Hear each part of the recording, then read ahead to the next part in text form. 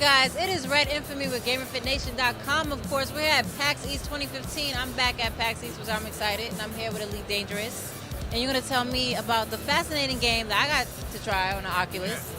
And tell me the awesomeness. Explain this game to me that I just experienced. Yeah, okay, sure. Elite Dangerous is a massively multiplayer online spaceship simulation game set in a 1-to-1 scale recreation of our Milky Way.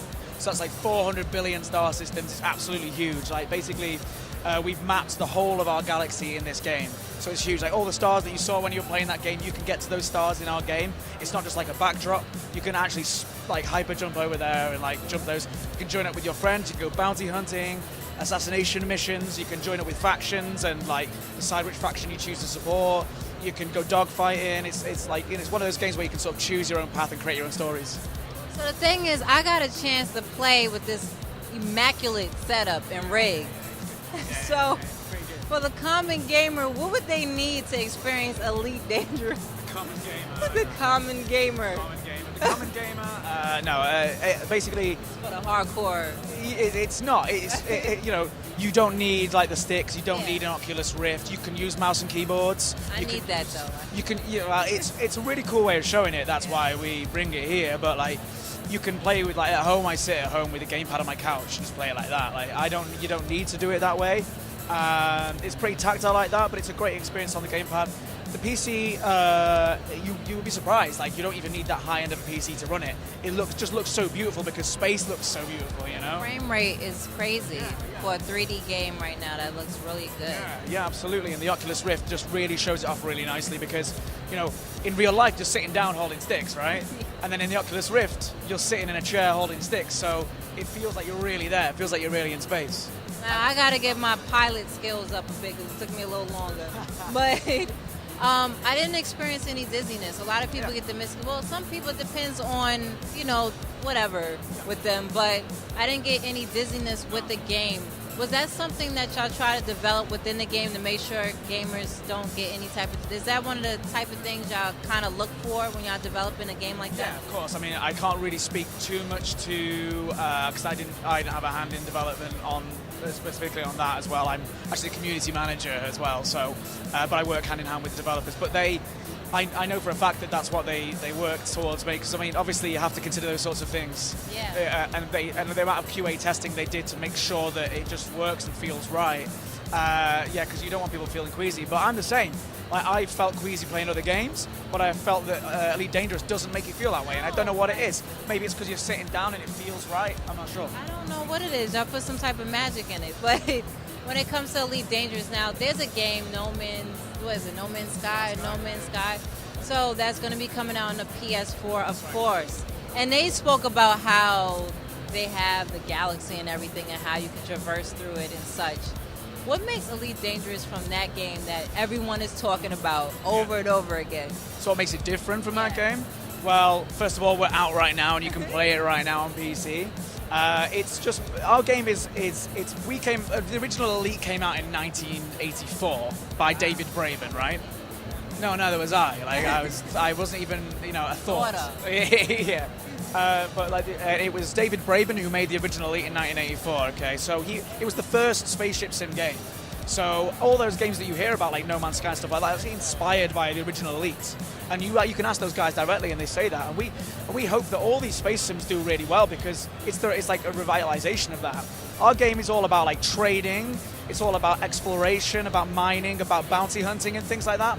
And I think that No Man's Sky, it's not out yet. We don't have complete details about it, but I think it's going to have a bit more of a focus on just that discovery aspect rather than like actual fighting in space. Ours is about dogfighting, and there's a focus on that. If you ever played Mass Effect, one of the things I had liked that was different when I'm not, on a different planet is when I'm actually exploring space and seeing the different planets and stuff like that. I absolutely love this because one of the elements is it. Do you remember in Mass Effect where you would send down the sort of probes to scan all the different planets and things like that? Yeah. Well, in this case, Uranus. yeah. Send a probe to Uranus. That's good. Well, you can do the same thing in it. Well, you can scan Uranus, but basically you can go exploring out in the galaxy really far. Like you can be the only person who's ever gone out really far into the galaxy, and you can go to the center of the galaxy, like the very center of the Milky Way, to Sagittarius A, where there's a black hole. You can see that black hole, and it looks incredible. It bends all the space around what you see. Anyway, I'm getting distracted. My point is, you can go exploring crazy as far as you want, further than anyone else has.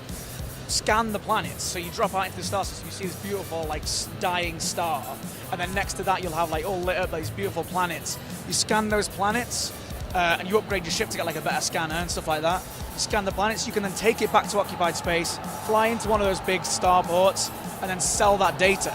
And then when anyone else goes to that planet, they'll see your name on there saying that you were the first person who discovered it. So if I put in a lot of work, I could become famous on Elite Dangerous. Oh yeah, absolutely. Oh yeah, and we have commanders, we call them commanders because it says that by the name. We have people who are already kind of famous.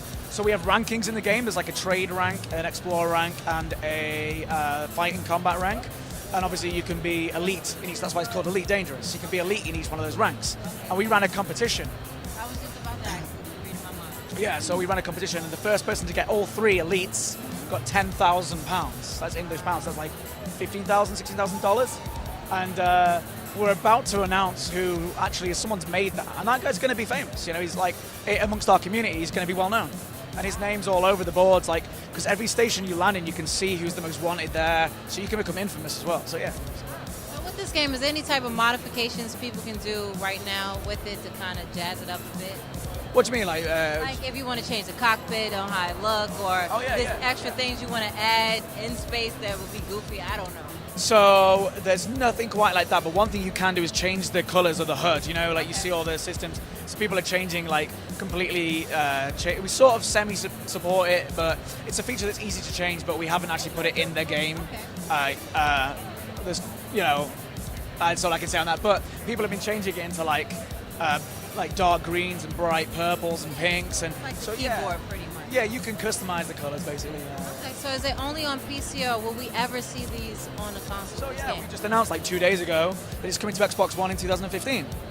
So what about PS4? So we're going to talk about PS4 at a later date. It's exclusive in 2015 to Xbox One, so it's coming first to Xbox One. However, we'll talk at a later date about plans for PS4. Most likely 2016. I couldn't possibly say. Unfortunately, that's all I can give you on that. Awesome, that's cool. Yeah. Fair enough. So, anything else you want to tell us about Elite Dangerous? Yeah, so we've got a new update coming in a week's time or a couple weeks' time. It's in beta at the moment. It's called Wings. It's just all about bringing groups of players together. So you can form teams with your friends, and you can go out there and share bounties. So you can hunt down pirates and stuff, and you share all the money that you gain. You can go on trading missions and escort each other in these giant ships, and then you'll share all the profits as you go ahead. And the point I'm making is it's coming out, it's free as well. So we are regularly releasing free updates. Gamers love free DLC. Love free DLC. And these are big, these are big content, content heavy updates. Well, I got a chance to play it. Seems like a really cool game for all you gamers out there. So check out Elite Dangerous. This is Red Infamy with GamerFitnation. Check it out, and check out more of our PAX East 2015 coverage on GamerFitnation.com for more of your gaming and health news. See you soon.